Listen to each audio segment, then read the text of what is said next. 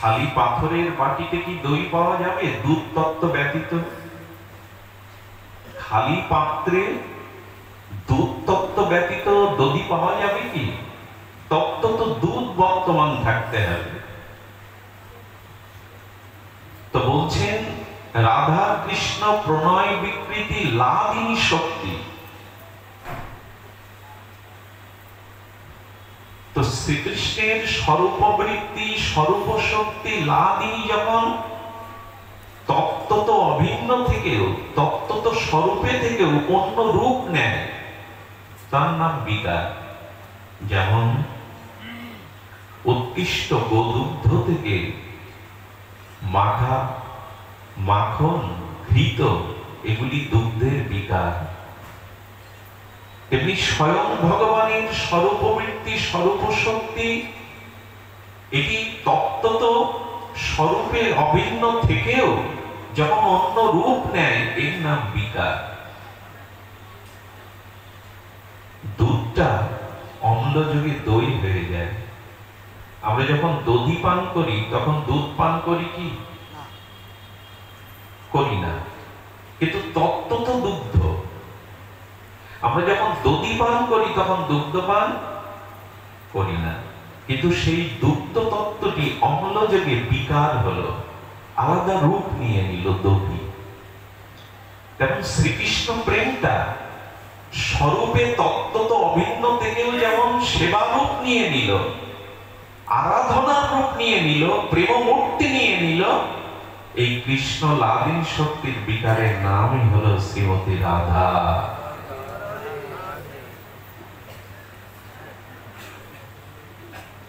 যেমন সুবর্ণ হেম সোনা, সোনাটা স্বর্ণকারের হস্তশিল্প মনোবেদ্য ভাবনায় অলংকার রূপ নিয়ে গেল। সোনাটাই তো অলংকার হলো, গলার হার হলো, হাতের কঙ্কন হলো, কানের দুল হলো।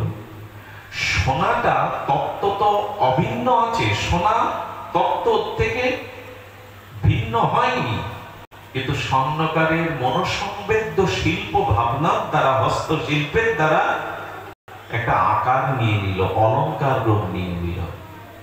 ঠিক শ্রীকৃষ্ণ অন্তরঙ্গা শক্তি লাদিনীও যখন মূর্তি নিয়ে নিল, কি মূর্তি?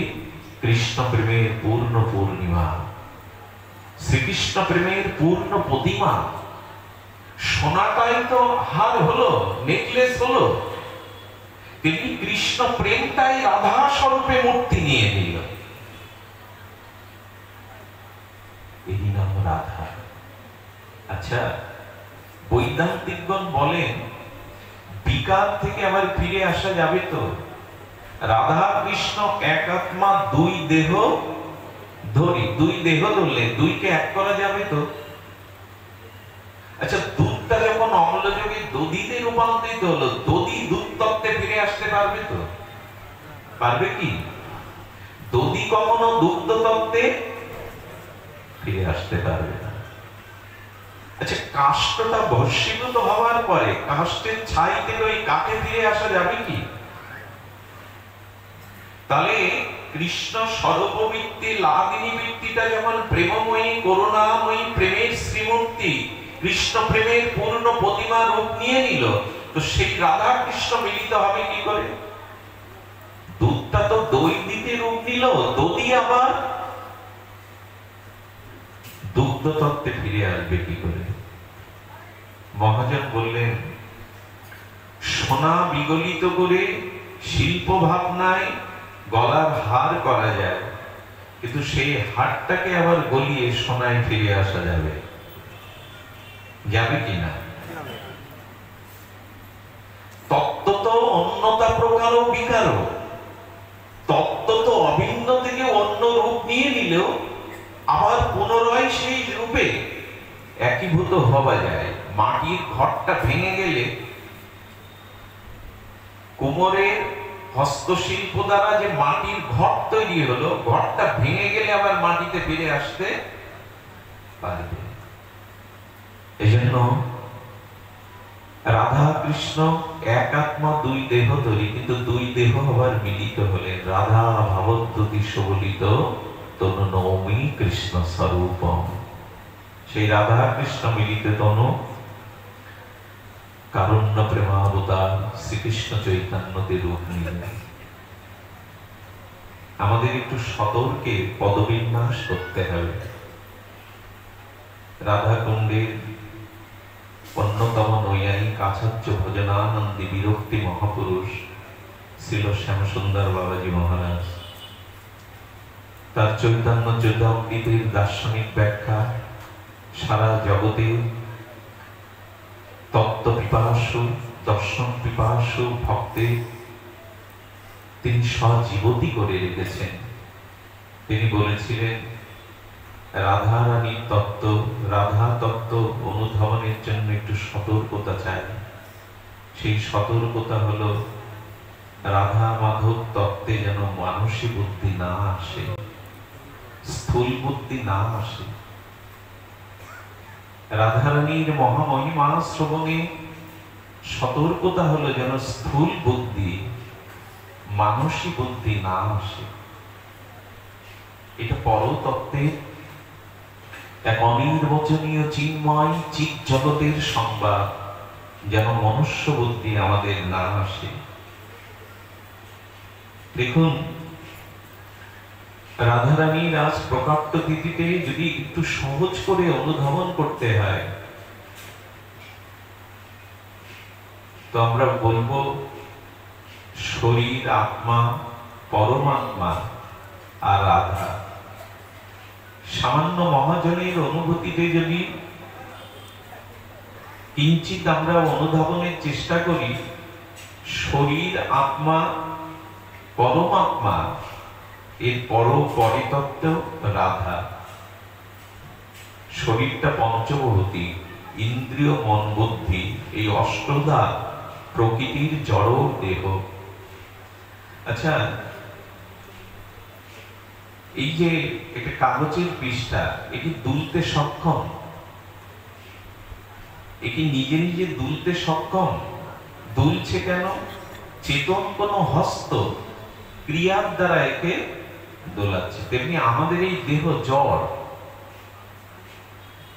ক্ষিতি, অপ, তেজ, মরুদ্গম এবং ইন্দ্রিয়, মন, বুদ্ধি, এই অষ্টাধার প্রপঞ্চ অষ্ট প্রকৃতি দিয়েই আমাদের এই জড় দেহ।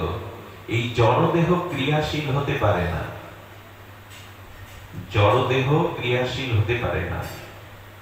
গুরু মহারাজ বলছেন, এই দেহ কৃমি, ভস্য এবং মলমূত্রে রূপান্তরিত হওয়ার এক পরিণাম। এই দেহের পরিণাম চিতাতে অন্ত্যেষ্টিক্রিয়া দাহ করলে এক মুষ্টি ভস্য। আচ্ছা, কোন যুবরাজকে, সুদর্শন যুবরাজকে যদি তার মৃত্যুর পর স্বর্ণ পেটিকার মধ্যে সুগন্ধি ফুলের দ্বারা তাকে 1 মাস স্বর্ণ পেটিকায় বদ্ধ করে রাখা হয়, 1 মাস পরে স্বর্ণ পেটিকার ঢাকনা খুললে যুবরাজের দেহ পাওয়া যাবে? তো কি যাবে বাবা? কিছু কৃমি। হোক সে যুবরাজ, হোক সে সুদর্শন, স্বর্ণ পেটিকায় ফুলের দ্বারা তার দেহটি সুরক্ষিত রাখলে 1 মাস পরে কিছু পোকা ছাড়া, এই তো পরিণাম। আর আমার দেহটি যদি অন্ত্যেষ্টিক্রিয়ার কেউ না থাকে, আশেপাশে কোথাও বেয়ারিশ পড়ে থাকে, শৃগাল কুকুরের ভক্ষণ দ্বারা আমার এই দেহটি তাদের বিষ্ঠায় রূপান্তরিত হবে। এই তো দেহের পরিণতি। এই জড় দেহ ক্রিয়াশীল নয়, এই জড় দেহের মধ্যে আত্মার অনুপ্রবেশ ঘটেছে। আত্মার অনুপ্রবেশের কারণে, তথাত্মপ্রাপ্ত হওয়ার কারণে আমার হাতটা ক্রিয়া করছে, ইন্দ্রগুলি ক্রিয়া হচ্ছে, চোখ দর্শন করছে, জিহ্বা রসাস্বাদন করছে, কর্ণ শ্রবণ করছে, চর্ম স্পর্শ সুখ অনুভব করছে, বা যন্ত্রণা জ্বালা অনুভব করছে। এটি চেতন আছে বিধায়, চেতনের সংযুক্ততায়, চেতন তদাত্মপ্রাপ্ত হওয়ায় এই জড়দেহ ক্রিয়াশীল। এই জন্য মৃত্যুর পরে চোখ থাকতেও এই চক্ষু ইন্দ্রিয় দেখতে সক্ষম নয়, কর্ণ শ্রবণে সক্ষম নয়, কারণ চেতনই এই জড়বস্তুকে ক্রিয়াশীল লেগেছে। শক্তি ক্রিয়ার দ্বারা অভিব্যক্তি হয়, ক্রিয়া ছাড়া শক্তির অভিব্যক্তি বোঝা যায় না। বিদ্যুতের তারের মধ্যে দিয়ে বিদ্যুৎ প্রবাহ, শক্তি প্রবাহমান এসছে, বাল্বটা না জ্বললে, শব্দ যেমনটা না ক্রিয়া হলে শক্তি কি অভিব্যক্তি হয়? শক্তি অব্যক্ত কিন্তু ক্রিয়াতে ব্যক্ত হয়। যেমন আমার এই জড় শরীরটা চিৎ আত্মার দ্বারা ক্রিয়াশীল। তাহলে দেহের থেকে পরম তত্ত্ব, অস্তিত্ব তত্ত্ব হলো আত্মা। আচ্ছা, আমার অস্তিত্ব যেমন আত্মাতে, আত্মারও তো অস্তিত্ব আছে, আত্মারও তো কারো অংশ, আত্মা তো অংশী নয়, অংশ। এই আত্মারও অংশী স্বরূপ সত্তা হলো পরমাত্মা। আর এই পরমাত্মারই পরাবস্থা হলেন অখণ্ড পরতত্ত্ব শ্রী গোবিন্দ। দেহের যদি আত্মা থাকে, আত্মার যদি পরমাত্মা থাকে, তাহলে পরমাত্মার পরাবস্থা স্বয়ং ভগবানের একজন আত্মা আছে, অস্তিত্ব আছে।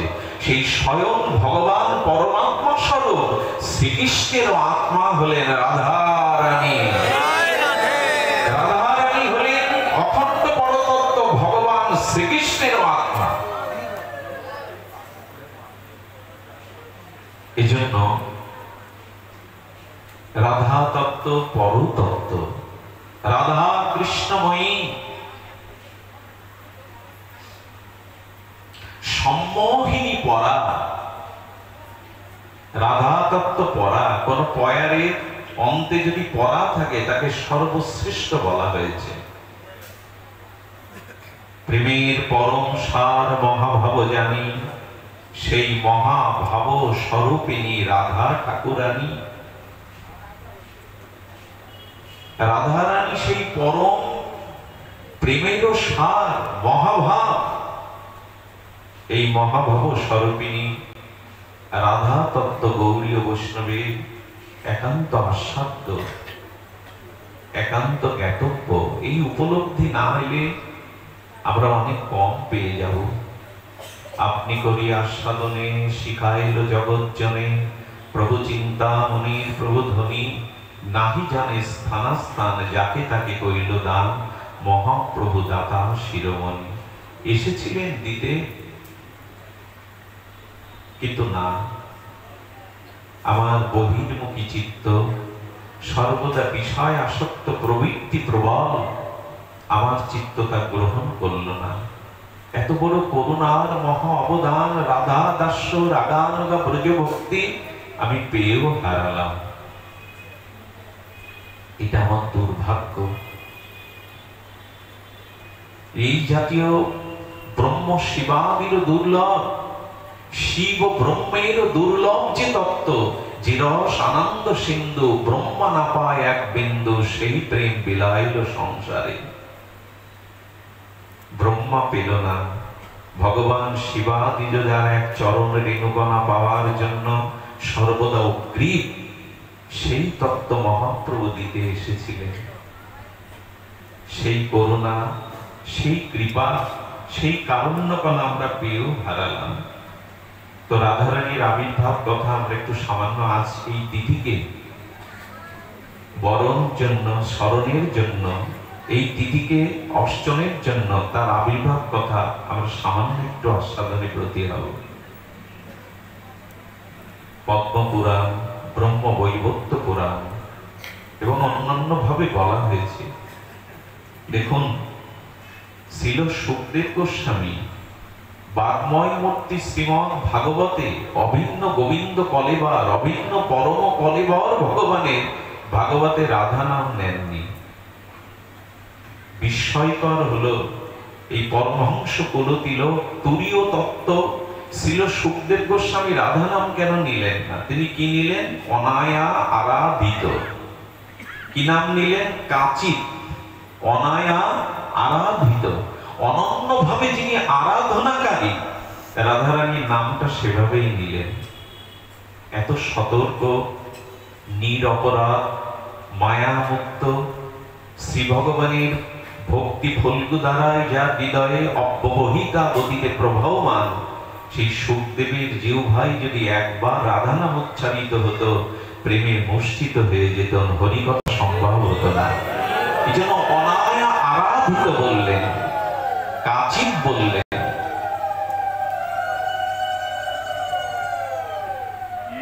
শ্রীকৃষ্ণ প্রিয়া মুখাবলী বললেন, ইঙ্গিতে বললেন, ঘুরিয়ে বললেন।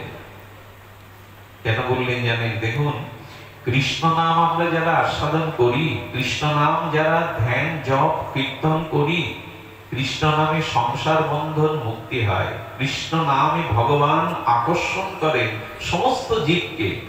কৃষ্ণ নামে বন্ধন মুক্তি, সংসার মুক্তি এবং ভগবান নিজে আকর্ষণ করেন। কিন্তু রাধা নাম, এই যে রা এবং ধা, জয় জয় রাধা নাম বৃন্দাবন যার ধাম, কৃষ্ণ সুখ বিলাসের নিধি। জয় জয় ঠাকুর মশাই দুইবার উল্লেখ করলেন কেন? জয় মানে উৎকর্ষবাচক, অর্থাৎ জয় জয় উৎকর্ষের উৎকর্ষতর তম রাধা নাম। কৃষ্ণ নাম নিলে ভগবান কৃষ্ণ সবাইকে আকর্ষণ করেন বটে, সংসার মুক্তি হয় বটে, কিন্তু রাধা নাম নিলে কৃষ্ণ আকর্ষণ করেন না। যিনি রাধা নাম উচ্চারণ করেন তিনি কৃষ্ণকে আকর্ষণ করে পেছনে ছুটিয়ে বেড়ান। কৃষ্ণ নামে কৃষ্ণ আকর্ষণ করেন জীবকে, কিন্তু রাধা নাম যার জিহ্বায় উচ্চারণ হয়, কৃষ্ণ তার আকর্ষণে তার পেছনে ছুটে বেড়ান। জয় জয় রাধা নাম। গোবিন্দ বললেন, জগতে কোন জীবের মুখে জিহ্বায় যখন রা উচ্চারণ হয়, আমি বড় উদ্গ্রীব হয়ে তাকিয়ে থাকি, পরে ধা বলে কিনা, আমার রাধা বলে কিনা। আমি তার মুখাপেক্ষী হয়ে থাকি, রা বলল নিশ্চয়ই ধা বলবে। কিন্তু যদি কেউ রা বলার পরে রাজা বলে, রামমোহন বলে, রাজনগর বলে, গোবিন্দ বড় ব্যথা নিয়ে মুখ ফিরিয়ে চলে যান, রাধা বলল না। যদি কেউ রাধা নাম উচ্চারণ করে জিহ্বায়, গোবিন্দ বললেন, আমি তার পিছনে পিছনে ছুটে বেড়াই। এই জন্য কেন ছোট? আমি সেই রাধা নামনি, যার যেই প্রেমময়ী করুণাময়ীর নাম যিনি জিহ্বায় একবার নিয়েছেন, তার পিছু পিছু দৌড়ায় এই জন্য যে আমি তার কাছে নিজেকে বিক্রি করে দেব বলে, আত্মবিক্রয় করব বলে। এত মহিমা প্রেমময়ীর নামে। আজ আমাদের সৌভাগ্য, এই বণিক ভবনে গোবরডাঙ্গার সহ আজ এই পুত আর্যাবর্তের পূর্ণভূমিতে মহাপ্রভুর দিব্য গৌরমণ্ডল স্থিত চিন্তামণি ভূমিতে সৌভাগ্য আমাদের। আমরা রাধারানীর প্রকট তিথিতে তার কিঞ্চিত সিন্ধুতে বিন্দু মহিমা ছিল গুরু মহারাজের অনুকম্পায় আস্বাদনে ব্রতী হয়েছি। তার আবির্ভাব বড় রহস্য, বড় বিচিত্রময়। দেখুন, ভগবান যখন, খুব মন দিয়ে শুনুন, ভগবান যখন মোহিনী রূপ নিলেন, মোহিনী অবতার হলেন, শ্রী ভগবানের মোহিনী অবতারে ৩৩ কোটি দেবতা বিস্ময় প্রকাশ করলেন। ইন্দ্র, বরুণ, চন্দ্র সবাই ছুটতে থাকলো ভগবানের মোহিনী রূপের পিছনে, ব্যাকুল হয়ে ছুটতে লাগলো। শুধু কি তাই, ব্রহ্মা শঙ্করও ছুটতে লাগলেন ভগবানের দিব্য মোহিনী রূপের, তার ভুবন মোহিনী রূপ, মাধুর্য অনির্বচনীয় রূপে, পরম রূপে। শুধু ইন্দ্র, বরুণ, চন্দ্র নয়, ভগবান শঙ্কর, ব্রহ্মাদি তারাও পিছু পিছু ছুটছেন। কেন জানেন? কিন্তু ৩৩ কোটি দেবতা সহ ব্রহ্মা শিবেরও চিত্তে সেদিন একটা অনুভূতি এসেছিল। অনুভূতিটা এলো এই, যদি তাকে প্রিয়া করে পেতাম, তাকে যদি প্রিয়া করে পেতাম, সহধর্মিণী করে পেতাম। কিন্তু সেই চিন্তাটাও তাদের আনতে অসম্ভব মনে হচ্ছে। বললেন, এই মোহিনী মূর্তি, এই পরম সৌন্দর্যের মূর্তি যদি একবার তার চোখের কটাক্ষ দৃষ্টি দিয়ে আমার দিকে তাকাতো, এই জেনে পিছনে পিছনে ছুটছে সবাই।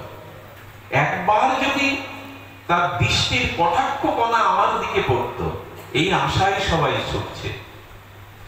কিন্তু একজন সেই মোহিনী রূপে দেবতাদের ভাবনা, ব্রহ্মার ভাবনা তার চিত্তে উদয় হয়নি।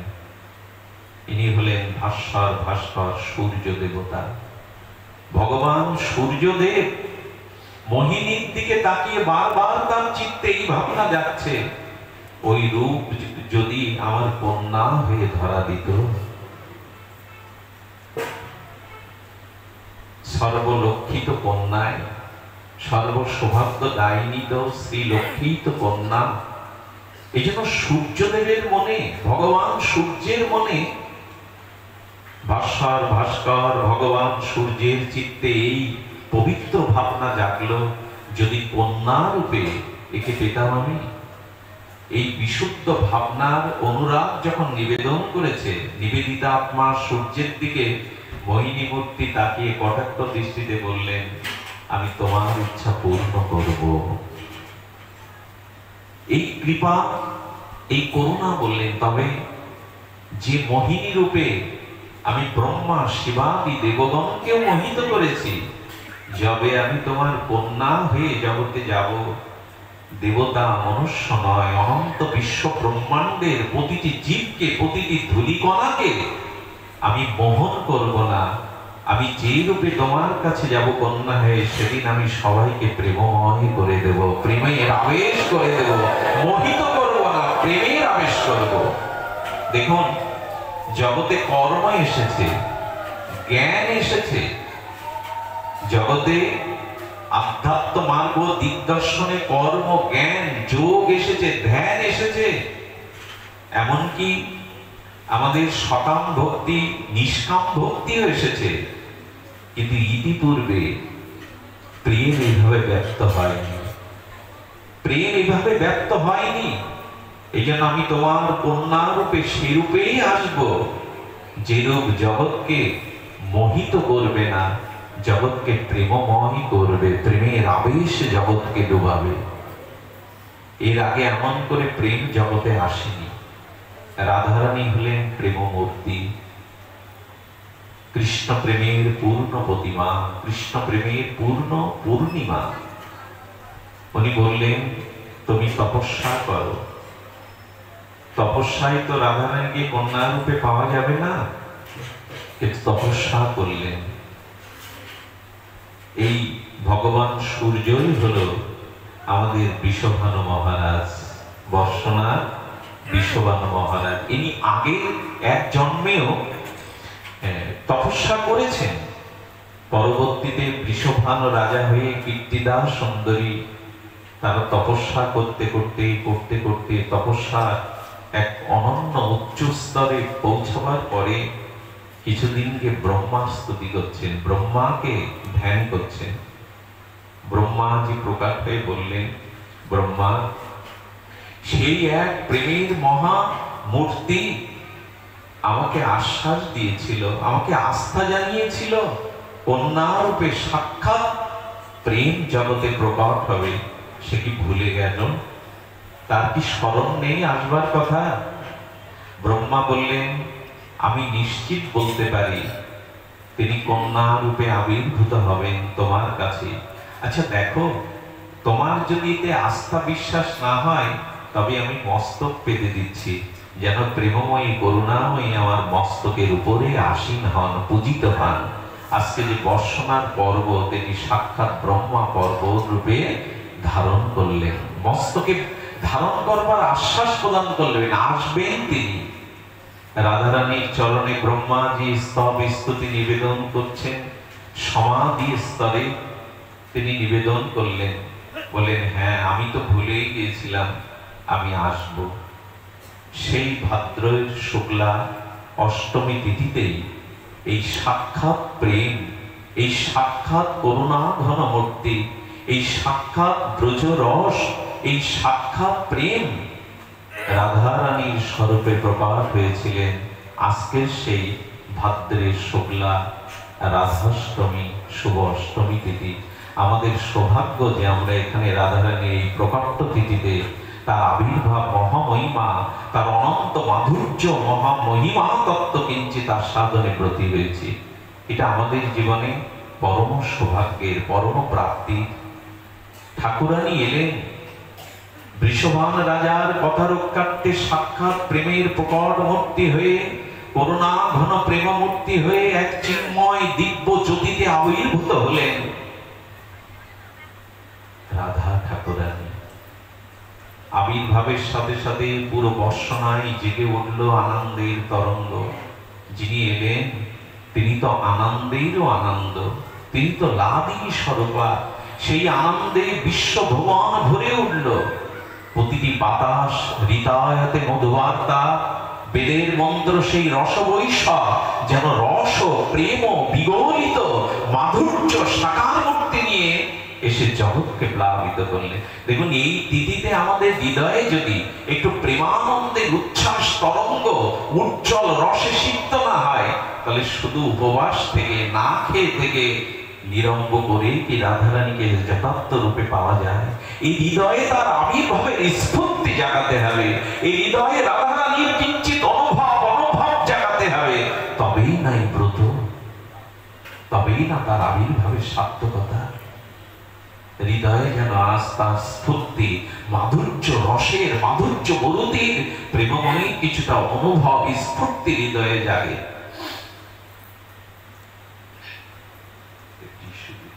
এই জন্য আমাদের উচিত আজকের দিনে হৃদয়ের অনুভূতিটা জাগানো। রাধারানী এলেন, করুণাময়ী এলেন, বৃষভান নন্দিনী সুকুমারী এলেন, কিন্তু সবাই দেখলো এমন ভুবন আলো করা, এমন প্রেমে প্লবিত মাধুর্য ধারা, কিন্তু তিনি চোখ খোলেননি।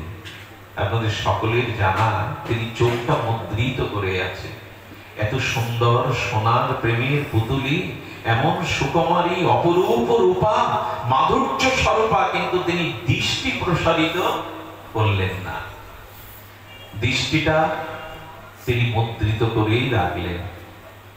বৃষভান রাজা নন্দ বাবা যশোদা মাকে ডাকলেন, আশীর্বাদ করে যান।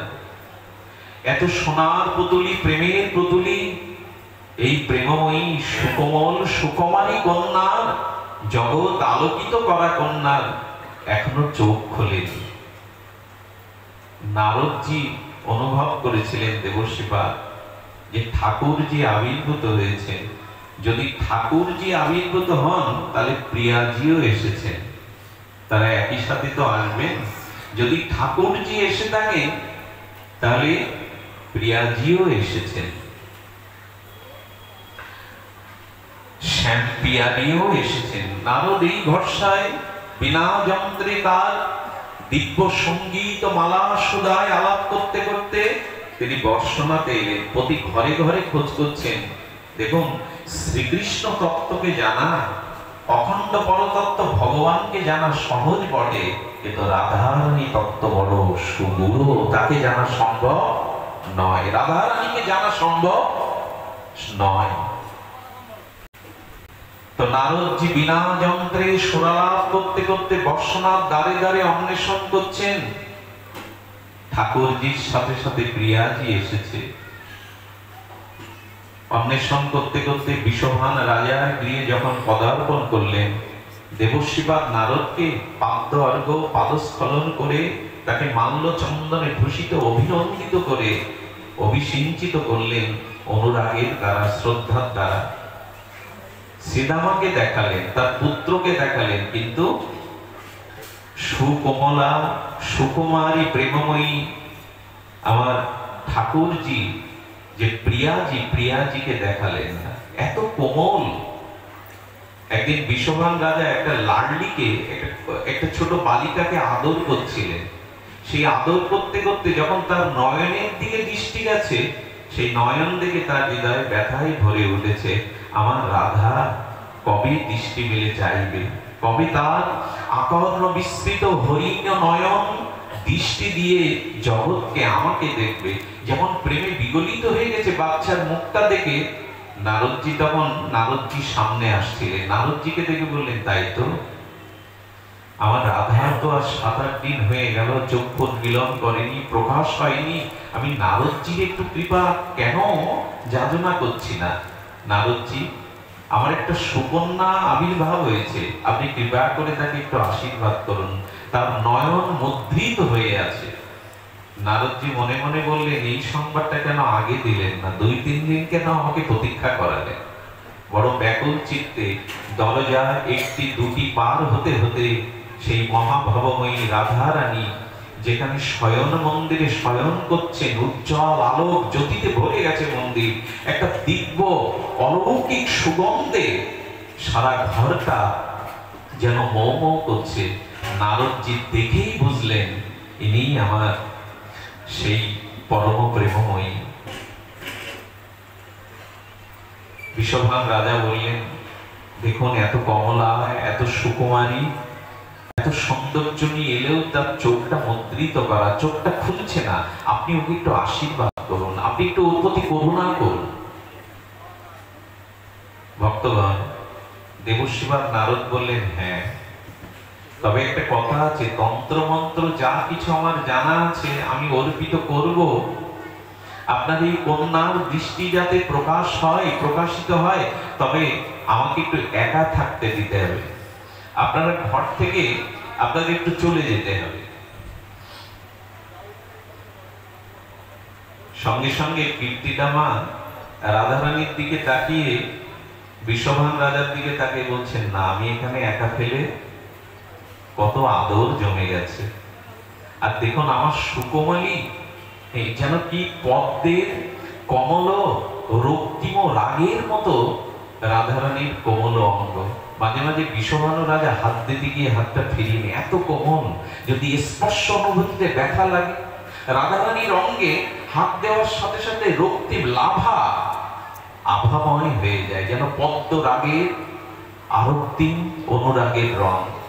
বললেন, আপনার কন্যার গায়ে আমি হাত দেব না, আমি দূর থেকেই মন্ত্রতন্ত্র যা কিছু অর্পণ করব, ভয় নেই। কীর্তিদাকে বললেন, ভয় নেই, সুকোমলা সুকুমারীর অঙ্গে আমি স্পর্শ করব না। বাইরে গেলেন। নারদজি কি করবেন? নারদজি আমার প্রিয়াজির চরণে প্রথমে সাষ্টাঙ্গে দণ্ডবাদ করলেন, তার বিনা দ্বারায় তিনি গেয়ে উঠলেন, হা কৃষ্ণ মনোহারিণী।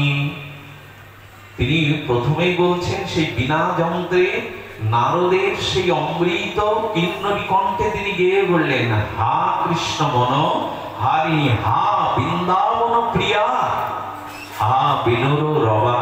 যেই হা কৃষ্ণ শব্দটা দেবশ্রী পাদের শ্রী কণ্ঠ হতে রাধারানীর কর্ণে প্রবেশ করলো, কৃষ্ণ নাম হৃদয়ে প্রবেশ করার সাথে ঠাকুরানী জেগে উঠলেন, তার চক্ষু প্রকাশ করলেন, উঠে বসলেন, উঠে গড়িয়ে এই লালটি হাতে দুলে দুলে তিনি কৃষ্ণ কৃষ্ণ করতে লাগলেন। কৃষ্ণ নাম হৃদয়ে প্রবেশ না হলে রাধারানী চক্ষু বিলন করলেন না। এই সুকুমারী সুকমলা এই লাডলি যেই শুনলেন, হে কৃষ্ণ মনোমোহিনী, হে বৃন্দাবন প্রিয়া, এই শব্দ কৃষ্ণ শব্দ, দেখুন আমরাও তো কৃষ্ণ নাম কর্ণে নেই। ঠাকুরানী সখীকে বলেছিলেন, সখীকে গো শোনাইল রাগ কৃষ্ণ নাম। হ্যাঁ, কর্ণের ভিতরে মরমে বসিল গো আকুল, কৃষ্ণ নাম শুনে এমন আকুল হয়তো আমাদের। ঠাকুরানী বললেন, হৃদয়ে পৌঁছানো মাত্র প্রাণটা আকুল হয়ে গেল। দেখুন রাধারানীর কৃষ্ণ অনুভূতি, কৃষ্ণ অনুরাগিনী রাধারানীর অনুরাগটা কেমন।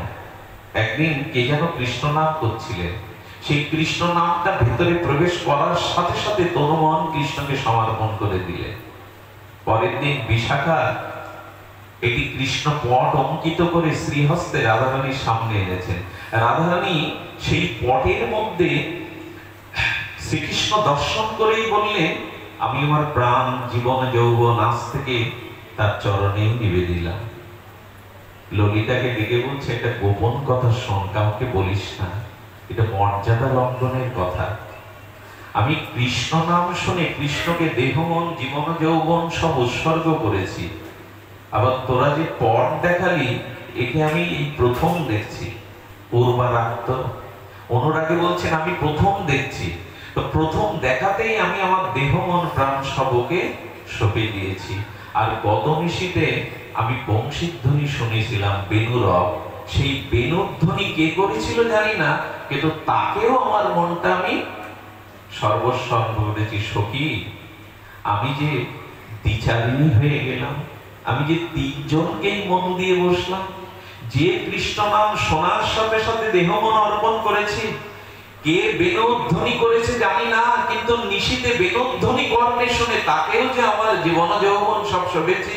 আর যার পট আমাকে দেখালি, তাকে দেখেও মুহূর্তে আমি সর্বস্ব অর্পণ করেছি। আমি তিনজনকেই কি মন দিয়ে দিলাম, দ্বিচারিণী হয়ে গেলাম। অনুরাগটা কেমন দেখুন, তাকে এখনো দেখেনি, কিন্তু তার পট দেখেই মন প্রাণ জীবন যৌবন সর্বস্ব অর্পণ করে দিয়েছেন। যার বংশীধ্বনি শুনেই জীবন যৌবন উৎসর্গ করেছেন, আবার যার নাম শুনেও দিয়েছেন। ললিতা হেসে বললেন, সখী, তুই তিনজনকে মন দিসনি, এই বেণুরব যার কণ্ঠে শুনেছিস, যার বিগ্রহ দেখছিস, আর যার নাম শুনেছেন, তিনি এক অভিন্ন হৃদয় শ্রীকৃষ্ণই বটে। তুই তিনজনকে মন দিসনি, তুই একজনকেই দিয়েছিস।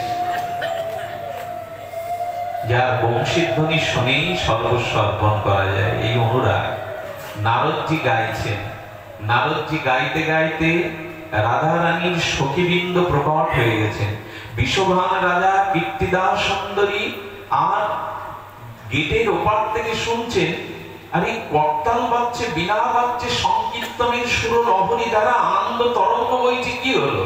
জানলার একটু একটু একটু ফাঁসা দিয়ে দেখছেন, সেই লাডলি আর সেই সুকোমলা আকার্ণ বিস্তৃত নয়নে তিনি কৃষ্ণ কৃষ্ণ বলে কীর্তন করছেন। দেখুন, রাধারানীকে যদি কেউ আনন্দ দিতে চান, রাধারানীর সামনে রাধা কীর্তন করবেন না। আচ্ছা, হনুমানজির মন্দিরে গিয়ে যদি হনুমান চল্লিশা পড়ে, হনুমান খুশি হবে? হনুমান বলবে, আমাকে আমার প্রভুর নাম শোনাও, জয় সিয়া রাম শোনাও, তাতে আমার প্রসন্নতা। আচ্ছা, রাম মন্দিরে গিয়ে যদি আপনি রামের গুণ কীর্তন করেন, জয় সিয়া রাম, রামচন্দ্র ভগবান বললেন, আমার প্রিয় দাস্য ভক্তের পরাকাষ্ঠা আমার হনুমানজির নাম যে আমার সামনে করে আমি বিকিয়ে দিই তার। এই জন্য আমাদের নিয়ম হলো, দেখবেন বৃন্দাবনে জয় শ্রীকৃষ্ণ এই শব্দটা খুব বেশি, কিন্তু বর্ষনাতে গিয়ে যদি বলেন জয় শ্রীকৃষ্ণ, বলবে গালি দিচ্ছ কেন? বলবে গালি দিচ্ছ কেন? বর্ষনাতে জয় রাধে বলতেই হবে। আমাদের ব্রজের দুটো ধারা, তার মানে রাধারানীর নিকটে গিয়ে আমাদের শোনাতে হবে কৃষ্ণ নাম, আর শ্রীকৃষ্ণের নিকটে গিয়ে এক্ষেত্রে একটা কথা মনে পড়ে, যেদিন ভগবানের আরাধনা অর্চনা, তার নাম রূপ লীলা ঐশ্বর্য অসমগ্র গুণকীর্তন হয়, তো ভগবানের কথা শোনার জন্য আপনাদের মতো নিষ্কিঞ্চন শুদ্ধ ভক্ত অনুরাগী ভক্তরাই আসেন। আর যেদিন ভক্ত চরিত্র গুণগাথা হয়, সেদিন সবার আগে শ্রোতা হয়ে ভগবানই আসেন সামনে বসতে। ভক্ত চরিত্র তার এত প্রিয়, ভক্ত চরিত্র ভগবানের অতীব প্রিয়। দেখুন, এক ময়ূর, গোবিন্দ তো ময়ূর ভালোবাসেন ব্রজে। এক ময়ূর, তিনি পেখম মেলে নৃত্য করেন, কৃষ্ণ কৃষ্ণ জয় শ্রীকৃষ্ণ বলেন, কিন্তু কৃষ্ণচন্দ্র ভগবান 6 বছরের মধ্যে একদিন ওর দিকে তাকান। এটা গোকুলের ঘটনা। গোকুলে বসে বসে সেই ময়ূরটি পেখম মেলে নিত্যরত গোবিন্দকে আনন্দ দেওয়ার জন্য চেষ্টা করেন, জয় শ্রীকৃষ্ণ বলেন, কিন্তু 6 বছরের মধ্যে গমন করা কৃষ্ণ একদিনও ময়ূরের দিকে তাকাননি। অভিমান করে বলল, তোমার এখানে আর নয়। আসলে তুমি কঠিন। 6 বছর ব্যাপী আমি তোমাকে এই যে আনন্দ দানের জন্য একটু নাম শোনালাম, একবারও তো ফিরে চাইলে না আমার দিকে। আমি বর্ষনাতে চলে যাব, মনে হয় রাধা রানীকে এভাবে ডাকলে অনেক আগেই তিনি কৃপা করতেন, আমি চলে যাব। যখন এলেন বর্ষনার প্রেম দুয়ারে, সেই প্রেমের দুয়ারে আসার সাথে সাথে তাকে আরেকজন বলে দিলেন, এখানে যদি এসে থাকো, তবে এখানে জয় রাধে বলবে না, এখানে জয় শ্রীকৃষ্ণ বলবে যদি রাধারানী করুণা পেতে চাও। ময়ূরটি সখী সহ রাধারানী যখন ক্রীড়ার ছলে ভবন থেকে বাহির হচ্ছেন, তখন বলছে জয় শ্রীকৃষ্ণ। যেই ময়ূরের মুখে কৃষ্ণ নামের ধ্বনি শ্রবণ করেছে, রাধারানী উতলা পাগল পাড়ায় ছুটে গিয়ে ময়ূরকে বুকে জড়িয়ে ধরেছেন। ওগো, কে আমার স্বামীর নাম শোনালে? তাকে চুম্বন দিচ্ছেন, চোখের জলে ময়ূর বলছেন, বা 6 বছর ধরে যার দিব্য নাম উচ্চারণ করলাম, একবার ফিরে তাকালো না। একবার কৃষ্ণ বলাতে প্রেমময়ী আবিষ্ট চিত্তে আমাকে বুকে জড়িয়ে ধরে চুম্বন করলেন, আশীর্বাদ করলেন, তোমার চরণ ছেড়ে আর কোথাও যাব না। আচ্ছা রাধারানী, করুণাময়ী বলতো, কৃষ্ণ কৃষ্ণ 6 বছর বললেও তিনি কেন আমার দিকে তাকান? বলে, নাচ তোমার দিকে তাকাবে, আমার মতো আদরও করবে। তুমি যাও, নন্দ ভবনের দুয়ারে গিয়ে তুমি কৃষ্ণ কৃষ্ণ না বলে জয় রাধে বলবে, দেখবে তোমাকে এমনি করেই আদর করবে।